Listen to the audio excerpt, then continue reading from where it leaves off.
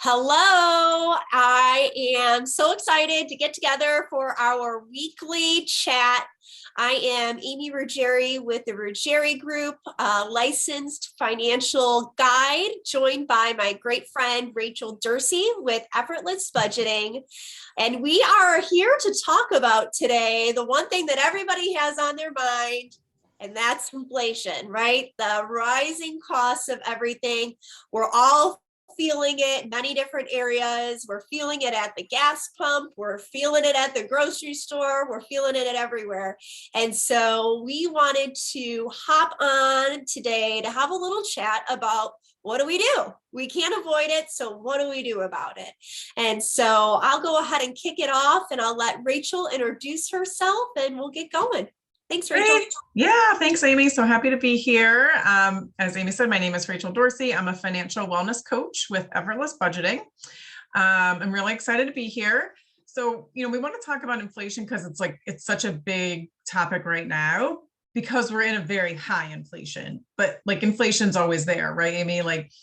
Year after year. I mean, when you look back, and you say, what was the dollar worth 20 years ago? It wasn't the same as what it is now. So inflation is a constant increase in things and it will probably always be there. But right now we're just normally, the spike is like this, but instead we're way up here a little bit higher than what we normally are. So it's really impacting people more. The really great thing is you can absolutely be prepared because it's probably going to happen again, right? Yeah. Oh, absolutely. Eventually this one will slow down. Yeah, guarantee. This one will eventually slow down and sort of get back to a normal inflation. But then it could happen again. And so we want to be prepared for when that does happen again, instead of, unfortunately, where a lot of people are is in that panic mode of, oh gosh, what do I do? Credit cards are increasing, it's just sort of a spiral. So we want to talk to us today about how to not put extra things on your credit card just because prices are raising, and just sort of how to even some of that out a little bit, even if there are just some temporary changes that you can make. Yeah, I love that. Yeah, I feel like you and I were chatting about this and we were talking a little bit about being creative. Mm-hmm. These are times that really we have to be creative. And what I've noticed personally is this is where having financial literacy and getting yourself knowledgeable, doing a Google search, what do I do, getting ideas. I know for me, I'm super passionate about normalizing the money conversation. And that means talking to people and being vulnerable and saying, hey, things are really tight for us right now. Maybe we can't, take the summer vacation that we normally do. I know for us, we do a beach vacation every year. And we were calculating the cost of gas to get to the beach, Now, obviously with planning, we prepare to have a buffer. Yeah. But I realize that most people aren't that way. The majority of people, and I'm sure you see this, right, is that there's not a plan for what happens when the rainy day happens. Yeah. Right. Here's the storm. We're in the storm right now. And I know a lot of friends maybe don't have their umbrella handy to weather that storm. And so what are some tips? What are you talking to people about as far as saving money, budgeting, stretching that dollar out? What do you think is kind of the way to go with that? I think, and it's so hard, and I understand that it's hard, but the hardest part is that people need to make some changes. You can't live your life exactly like you did 3 or 4 weeks ago, whenever, when things were a little bit lower. And so I've been seeing on the news and hearing people talk about how they're not shifting anything, but their stress level is up here much higher than it normally is.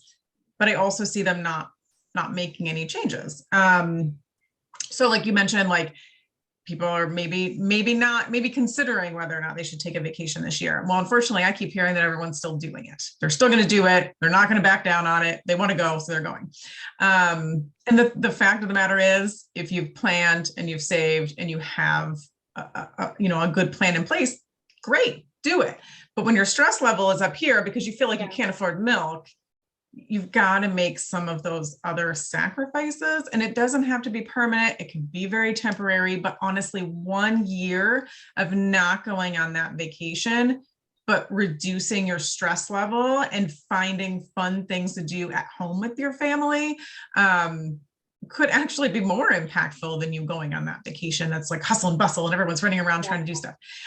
So you've got to get creative, as we mentioned, and you've got to make, if you're struggling and your stress level is up here, you've got to make some sacrifices. It's going to be much better for you and your family in the long run if you cut out some things and be creative and find other things. So, you know, everything is expensive at the grocery store. Let's be real, like apples or, you know, I mean, everything is, but you know, meat is the most expensive thing. It always has been. That's nothing unusual. And oftentimes milk products are as well.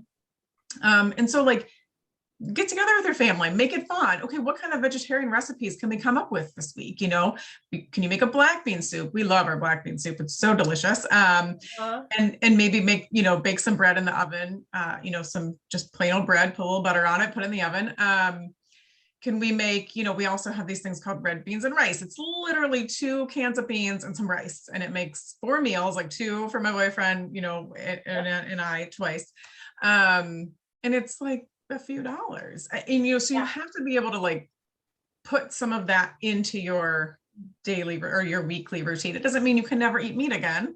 Just means like, can you back off of that a little bit? Can you take a couple of meals a week and not have meat? Right. Well, you know what I was thinking about really quick, and not to interrupt you, Rachel, but it's like little things like preparing your meals at home. Yes. I know we fall into this when we get busy. It is so easy, especially with the kids. You know, for me and my husband, we hop in the refrigerator and we'll eat whatever. It literally doesn't matter. Like we could go for a month without grocery shopping.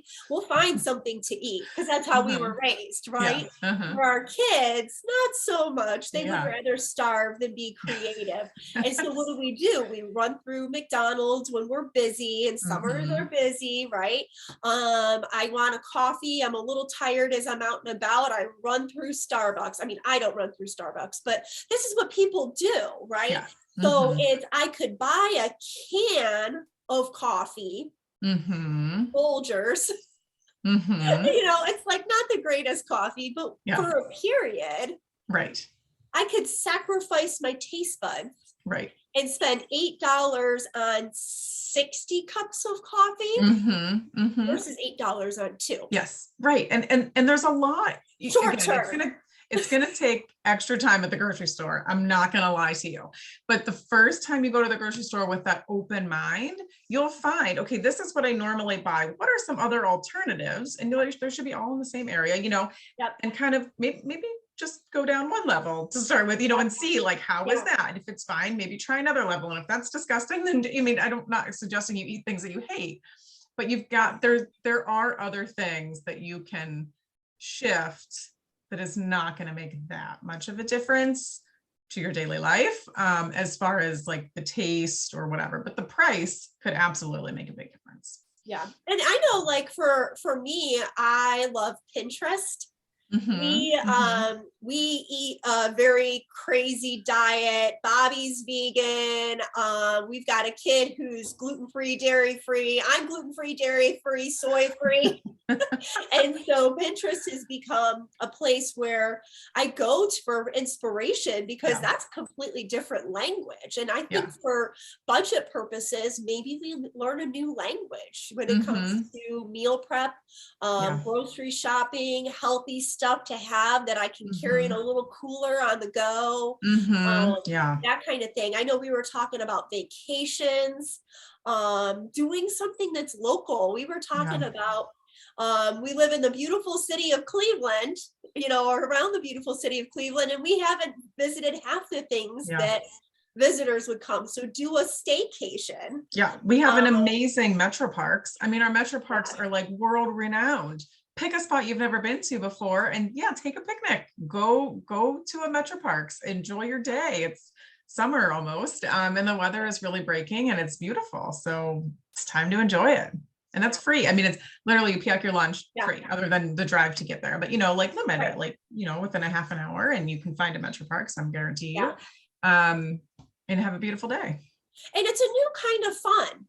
You know, I know we canceled one of our beach vacations this year. We're actually supposed to be at the beach right now.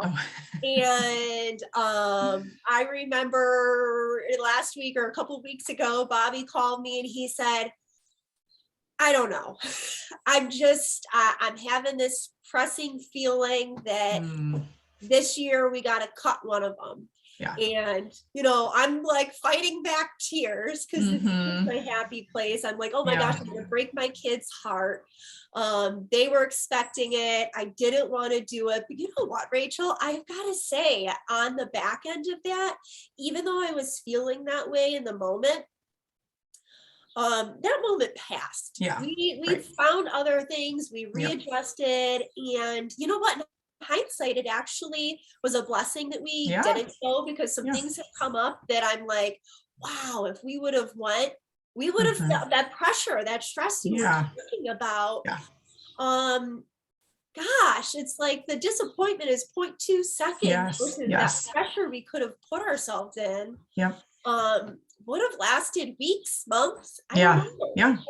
And if you're somebody who's already having money on your credit cards and you're struggling to pay them off, that can last years if you're continuing to add to that debt, and like, groceries are obviously a big ticket item, and so is gas. So like, limiting, like also ask your employer, if you work in the office 5 days a week, could I have a day a week that I work from home? Ask. It doesn't hurt to ask. The worst they can say is no. Well, then you don't have to drive. But there's so many things, like, I know, especially us women love to get our hair done, but like, could you skip one? Could you go every other time you normally go? I don't know if you can see my hair and the lighting's not great, but I have purple in my hair. This cost $10 at Target for like a container. And this is the third time I've put it in my hair from the same container, and I still have another one to do. So, I did pay $200 once many years ago to get purple in my hair. $200. And then I had to buy a special shampoo. But this literally costs $10, and I'm going to be able to do it 4 times. So again, you could also just not spend the $10 at all, but we're not suggesting like, don't ever spend a penny and just live in your house like a hermit crab and eat rice all day long. But there are things you can do to just cut back a little. And what I like to say is that people who live the richest believe every penny counts, and the people that live paycheck to paycheck don't. So please don't think it's just $10, it's just $20, it's just $5. It doesn't matter. I assure you that will continue the cycle of stress if you're thinking that way. Yeah. And the other thing that I know we were talking a little bit about is, how do I increase my income? Let's not just talk about decreasing and cutting everything. What could we do to be creative to increase our income? I know people who they Uber on the weekends. We've done that. We did that early in our business when money wasn't always as steady, but the bills were steady. And there was times where it's, okay, the kids go to bed and it's 10, 11 o'clock, and Bobby would jump in the car and he would go Uber for a few hours, and make a couple $100 on the weekend. Or, whatever. There's a million different things. There's so many things. People starting their own businesses. I know, you and I, we're in the business world. We network a lot. I have been floored by the amount of people who have started businesses really with not very much or any overhead cost during the pandemic, and have actually afforded themselves to leave full-time jobs to run that business out. And it was just to make extra money or full-time in the pandemic. And so, increasing income, what ideas do you have on that? There's so many, and some of it is going to take some research and time. So, we're not suggesting that this is extremely easy stuff to do, but I know like babysitting, childcare is like a really struggle to find good people. And so like, do you have some skills in that aspect? Dog sitting, we pay a pretty penny to have folks watch our dogs. And to find somebody who will stay at our house is also really challenging. Is that something you could do? Because you can charge $50 to $75 a day staying at someone's house. Now, that may not be for everybody, but that's a really good idea of some way to earn some extra cash. We just started renting out our backyard for dog owners. It's called Sniff Spot. And you can literally rent out your backyard, and folks with maybe some reactive dogs, or they just don't have a fenced in yard and they never get a chance to just sort of run, can rent. And it's like, they don't pay that much, but we made over $100 last month, just renting our backyard. Or do you have like a skill that do you make jewelry? Do you like, I'm a financial wellness coach. So do you have some coaching abilities, or can you Sure. help people get through their business successfully, or help people become better salespeople? I mean, there are things that people would be willing to pay for if you have that interest and that knowledge, that you're willing to put out there. Again, I'm not saying it's easy, but you could do something very simple, like have a yard sale. Yeah. You could teach your kids like a lemonade stand, and I don't know with COVID how that's going over right now, but maybe they can make something else, and sell it. So there's so many options. And something you and I talked about earlier too was not being afraid to go in and ask for a raise. I mean, you have a regular job, and if you're getting a 2% raise every year, you're not even getting a cost of living raise. And it's a good job market right now. So if you go in and you ask your company for a raise and they refuse, then you have to be willing to start looking to see what else is out there. I mean, somebody who stays in the same job for 20 years and doesn't push for a raise or time off or whatever it is that's important to them is probably losing out on money, because there is probably something else out there that will pay you more. 1,000%. And that's the thing is with all of that, or all of what we're talking about, is what I think it boils down to is comfort. Mm-hmm. People love comfort of what they know. Yeah. Even when what they know causes them to be uncomfortable. Yep. Mm-hmm. I mean, I'm telling you, it takes real effort. And I mean, it might sound silly to some people, but it's really not, for someone to switch what store they shop at.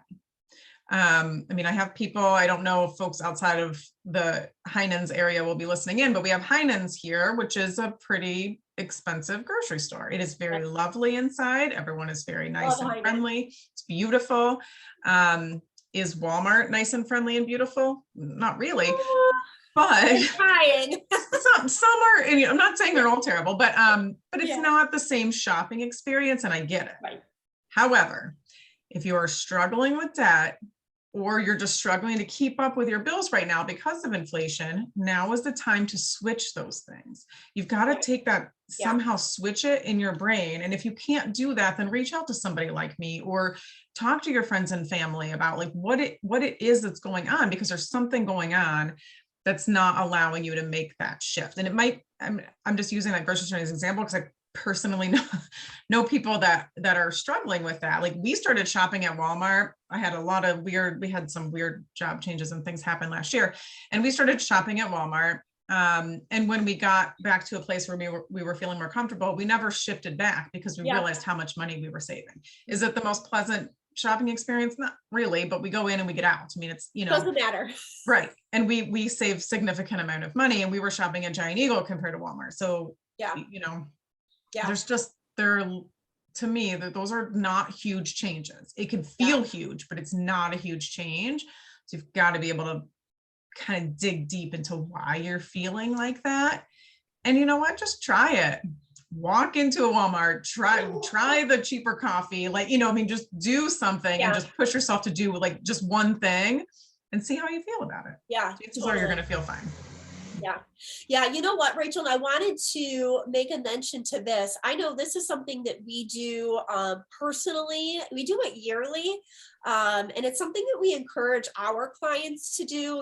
When we're working with a client, we're looking at the whole financial picture, and a lot of things that people don't look at that are huge savings, and it surprises people, catches people off guard when we help them find this.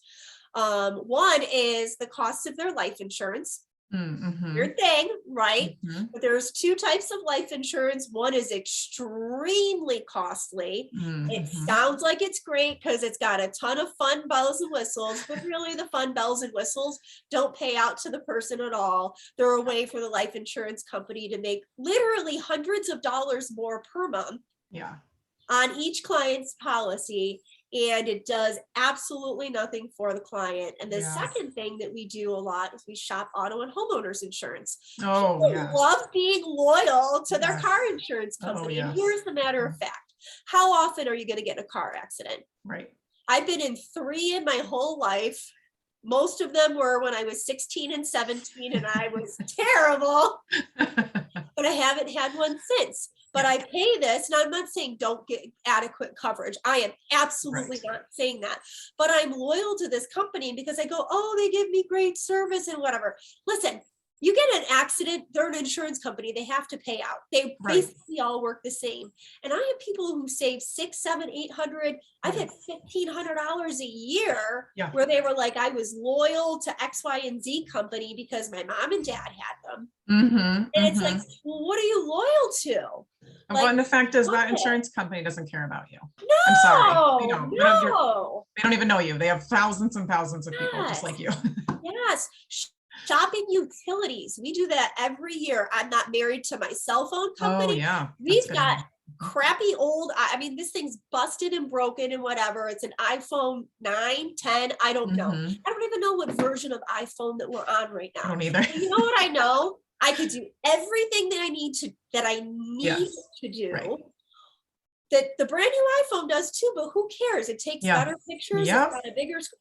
Who cares? And also that's something that you can plan for. Like if you desperately want that, then you have to plan for it. You can't make an impulse purchase because that's what causes your stress level to continue to stay way up here because you're not making gains on your debt. But yes, I actually work with a really lovely insurance person, a couple, but one I always recommend all my clients. It's one of the first things I do is say, how long have you had your car and homeowners insurance? Let's get you a new quote. But we just did that a year ago. And we got better coverage on our home and our auto insurance and save money on both. So every couple of years you should do that. And you're absolutely right with like the cell phone, if you have cable, I mean, anything like that, you can absolutely internet, we just switched our internet. We got better internet for a cheaper price. So, yeah, cable, ditch the cable. I haven't had cable in 10, almost probably 15 years. And it's like, for what? You don't listen. There's never anything you can find anyways. I know. And that's what I say is like, I just want to encourage people to try something that they feel uncomfortable with, because I got rid of cable years ago when I was going through some financial stuff. I got rid of it. And just a couple of years after that, I was back on my feet and I could have easily afforded cable and have never had it since then. And I have never missed it since then. So you might be surprised at what you can get used to if you just make that shift. And worst case scenario, you make that shift and 6 months from now, you're feeling better and you're more comfortable and you still desperately want that thing. Well, then add it back in. But there's also a good chance that you're going to realize you don't even miss some of the things that you're changing. I think that's true with most things. Most things that we think we can never live without, we don't even think about it. Once it's gone, it's gone. It's just a new way of life. Exactly. And so, how exciting. What a thing to say, how exciting about. We're talking about inflation. We're talking about reducing expenses, increasing income. That's exciting. Yeah. But, it's exciting because it's freedom. Yeah. And like bring people into it, bring your family into it, like come up with fun things to do for free, come up with ways to save, come up with like, what can we buy instead of this? What can we do? And, like make it, because it can be fun and it can be like a challenge. Like, okay, I'm going to save $20 at the grocery store this week. That's what I'm going to do. Oh, I did that. Great. Next week, I'm going to try to save $30. Like make it like a fun game because nobody likes it. It's not fun to just throw money into a bank account and leave it sit there but it's also not fun to be paying $75 a month minimum payment on a credit card and making no headway on it because that most of that is going to interest. Like that's not fun. Awesome. Getting all worked up and excited. I know, I do too. I love it. So awesome, Rachel. What a great chat. Share with us real quick before we wrap up. Where can people follow you, find you, all that good stuff? Yeah. So again, I'm a financial wellness coach with Effortless Budgeting is my business. And my website is effortlessbudgeting.com. And then I'm also have a Facebook page and an Instagram page at Effortless Budgeting. Awesome. Very good. Well, thanks so much, Rachel. I always look forward to these chats. So stay tuned for next week, folks, and we'll have another really fun topic to help you guys with normalizing the money conversation and also with feeling strong and empowered when it comes to the financial choices that you make. And that's what it's all about, right? Absolutely. Empowered. Awesome. Thanks, Rachel. All right. Thanks, Amy. We'll see ya. Bye.